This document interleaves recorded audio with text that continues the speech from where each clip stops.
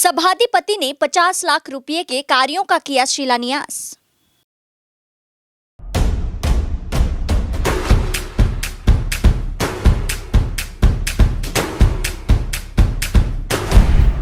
Stay tuned. Siliguri महकमा परिषद के सभाधिपति अरुण घोष ने सड़क और नाली कार्यों का शिलान्यास किया है। दोनों का निर्माण 50 लाख रुपए लागत से किया जा रहा है। आज सभाधिपति ने नक्सलबाड़ी के तोताराम जोत में सड़कों और नालियों व अपर बागडोगरा में सड़कों, लोअर बागडोगरा के प्रवेश द्वार पर पेवर्स ब्लॉक और गोसाईपुर में नई सड़कों का शिलान्यास किया। इस संबंध में सभाधिपति ने कहा कि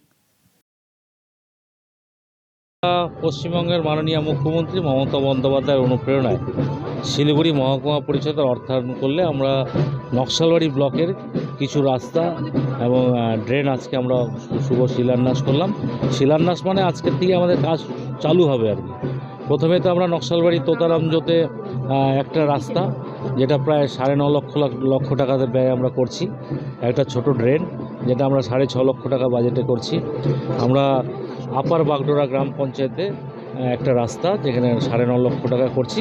তারপর রাস্তাটা কিছুটা আরেকটু এক্সটেনশন করতে হবে, আরও 3 লাখ টাকা লাগবে। 12 লাখ টাকার ওটা প্রজেক্ট আছে। নবনির্মিত আমাদের গ্রাম পঞ্চায়েতের ভবন লোয়ার বাগডোরা, সেখানে আমরা পেপার ব্লকটা করছি।